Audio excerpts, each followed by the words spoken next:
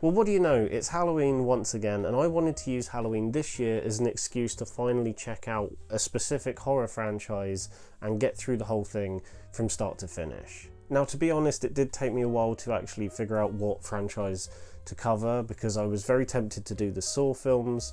I've seen the first one, I really like it, but there are quite a lot of Saw films and I know they can get very intense with their gore, so I think I might leave that for another year.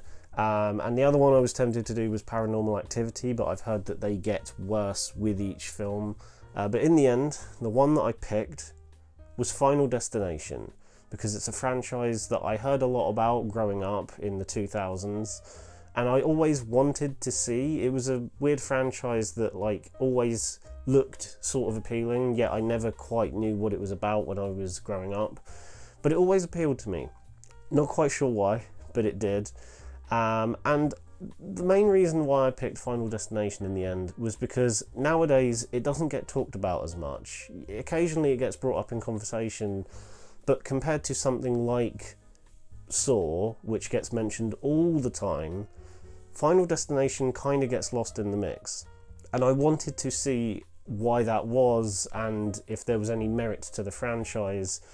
And to try and see if it was kind of a hidden gem of a franchise. And considering that the 6th installment is coming out next year, I thought this is the perfect one to do. Now obviously, to start off, you have the first film, Final Destination, released in the year 2000, directed by James Wong.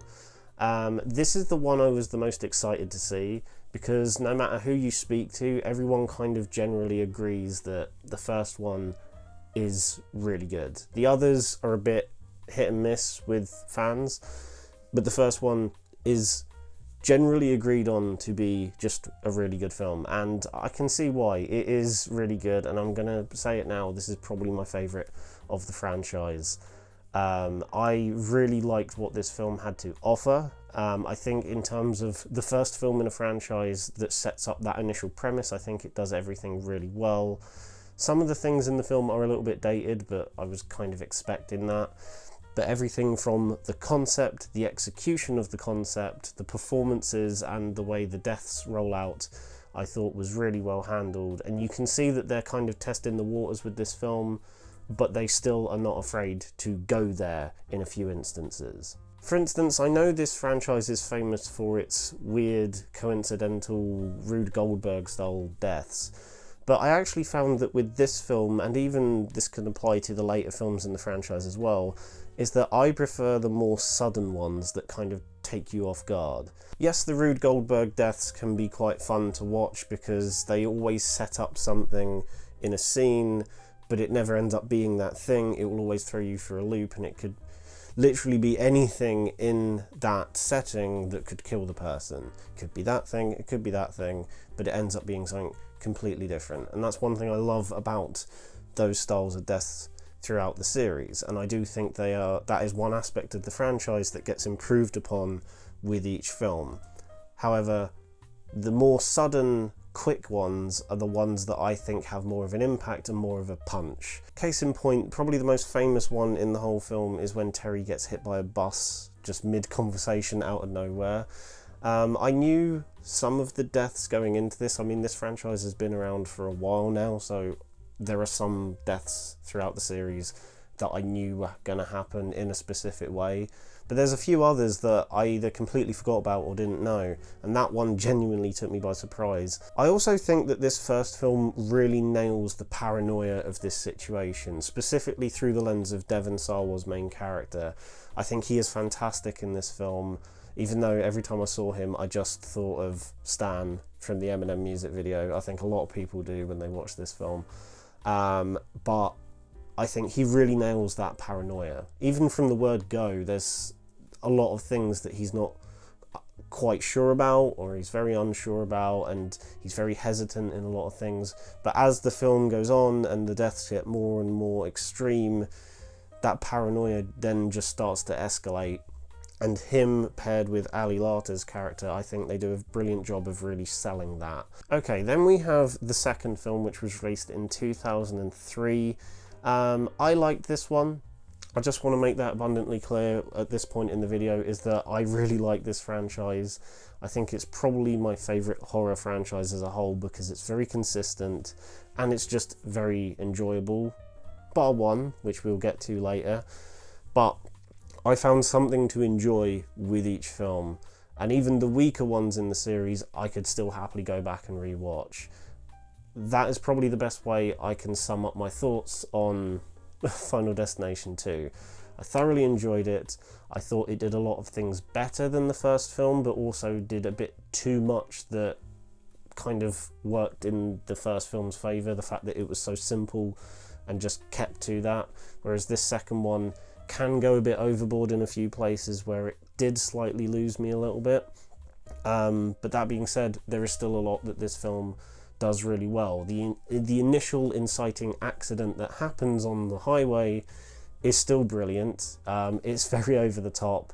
Everything explodes, and I think that's just a testament to how well this film takes the concept of the first and then decides to try and one-up it in terms of scale. Yes, the plane explosion in the first film was good and very well done, especially the fact that you see it in the distance and then you get the reaction a little bit later. But this one, it literally throws you right into the middle of it, and that kind of set the precedent of how the accidents would play out in the next few films going forward. And I really like how this film does that. Again, similar to the first film, for me, the deaths that had more of an impact and that took me off guard were the ones that were more sudden. And while we're on that point, one thing that I love about this film, which is something that I loved even more going into the third film, is just how brutal it can be. The first film takes its time in a few places between each of the deaths. There's a couple of points where you'll get one person die, and then right in the next scene, another person will die. But in this one, there is a moment where you think everyone is safe for a second, and then I think 2 or 3 people die within seconds of each other, and it's like, whoa, hang on, what? One thing I wasn't mad about is the fact that they just kind of kill Ali Larter's character off really suddenly. Don't get me wrong, I love the sudden deaths, but I feel like her death, considering that she's the only character carried over from the first film, so she is important, her death feels very underwhelming and lackluster. It just sort of happens, and then we just kind of have to acknowledge it. And then we have the third film, which sees James Wong returning as director, and I was really intrigued to see this one specifically because it's got Mary Elizabeth Winstead in it, who is an actress that I love, whether it be in Ahsoka or 10 Cloverfield Lane. I think she's a fantastic actress. So I was intrigued to see how this one played out, and I ended up really enjoying this one. For similar reasons why I liked the second one, this film just kind of does more of that. The second film started to be very brutal with its deaths and treat them in a very, yeah, fuck you sort of way. The third film takes that aspect and runs with it.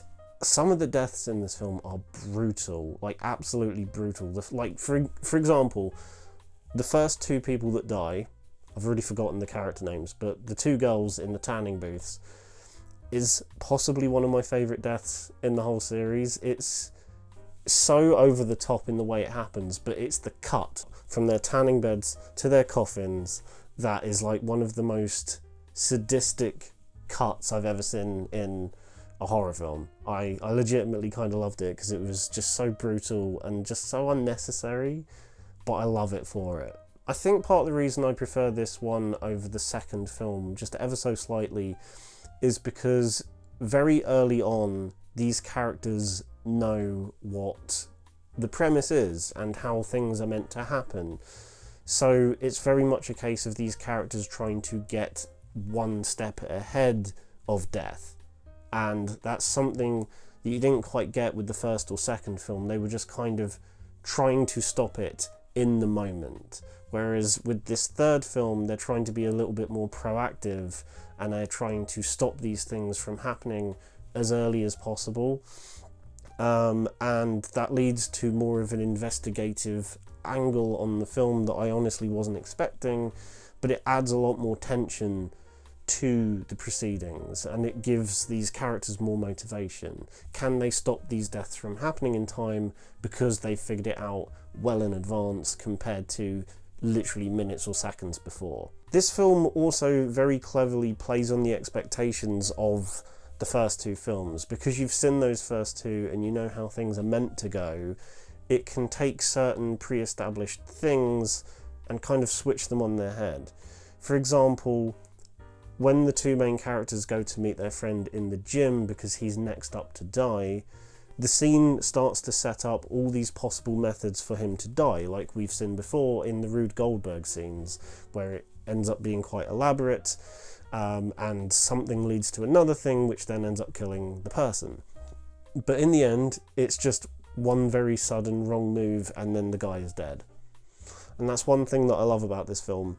And there's a couple of other scenes where it does that. It will start setting up all the elements for what you think will be a chain reaction death, but instead it's just a very sudden and impactful one. And then we get to the fourth film, which is my least favourite in the series. And I think it's a lot of people's least favourite in the series as well. The second and third film had just the right balance of taking the concept and characters seriously whilst also having these very over-the-top deaths. I feel like the second one pushed it a little bit. The third one had a specific tone to it that was a bit more playful, that made the more over-the-top deaths work. This fourth film, though, is just over the top. There is no redeeming it. It almost feels like a cartoon of the previous three films, which is a bit of a shame. There are some interesting deaths in this film. For example, the pool filter one is one that I already knew about going into it and still is a rather baffling death, but it's probably the most iconic one in the film because of how weird it is. It's such an oddly specific one, whereas all the other deaths in the franchise make some bit of sense, whereas that one's just like, you have to be in like the worst place at the worst time for that to happen, and it happens. It's just a weird one, but I kind of love it for its ballsiness. Yeah, there's a lot of things I really didn't like about this film. This is one of the only films in the franchise where I didn't really care about the main characters that were trying to survive, mainly because you have the main character who is trying to save these people, his partner who is sharing that paranoia, and then everyone else is kind of a bit of a dick. This is also the first film in the franchise where none of the deaths really shocked me. I think mainly because the sudden ones aren't that well executed or aren't that jarring, that they're not as impactful as they had been in the first three films. But then even when you have the longer chain reaction Rube Goldberg style deaths, they're so drawn out, or they're so convoluted and reaching, over the top, that it's just taking away that little sense of believability that the first three films had. The best example I have is when the main character is trying to put out a fire which is happening the other side of a cinema screen.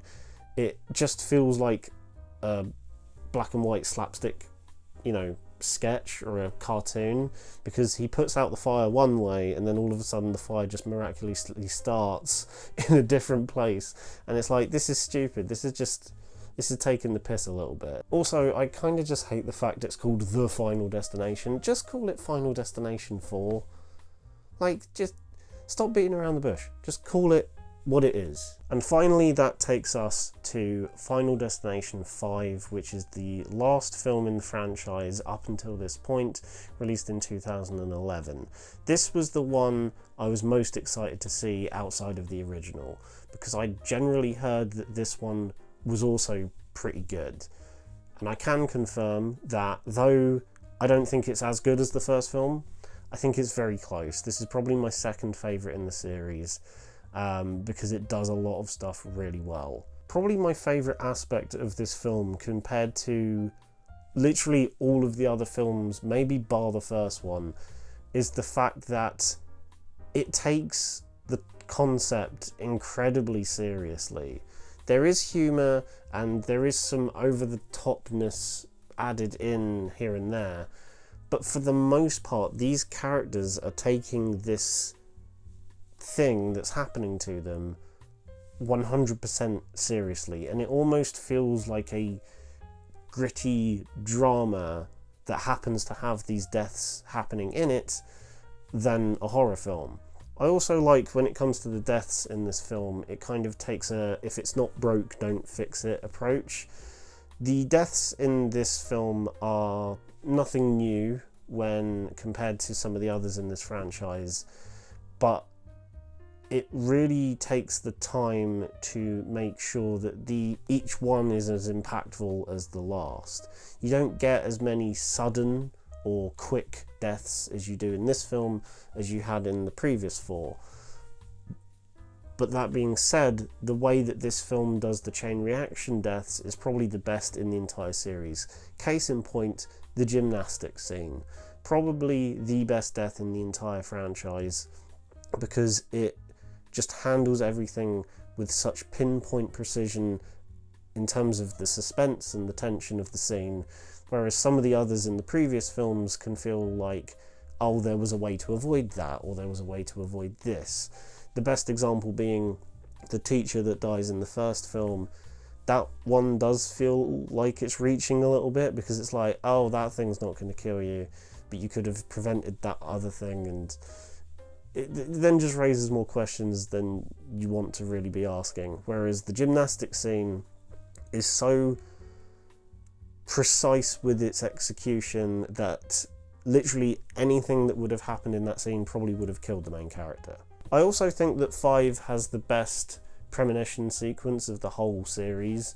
I really like how quick it is in the first film, and then I love how over the top and drawn out the second and third one are. The fourth one, I've already forgotten what that premonition was. It was just so bad, I've already forgotten it. But the fifth one is probably the most drawn out of the entire series. It lasts way longer than any of the others, yet it really gives you the chance to see how each of these people died and just the extremity of the accident that's happening. Also, I can't talk about this film without mentioning the ending. The ending of this film is iconic. It's probably one of the best twists I've seen in a film for a while, especially compared to like newer films that I've seen. And it just kind of works. Yes, it's a fun twist in the moment, and it kind of literally does feel like a massive fuck you to the main characters. They've gone through all this only for us as audience members to go, oh, yeah, you've survived all that, but it doesn't really matter. You're screwed anyway. So guys, those are my thoughts on all 5 Final Destination films. Let me know what you think about the films in the comments below, or even suggest another franchise, it doesn't have to be horror, that I could cover in a similar format in the future. If you enjoyed the video, then give it a thumbs up and subscribe to the channel if you haven't done so already. Bye.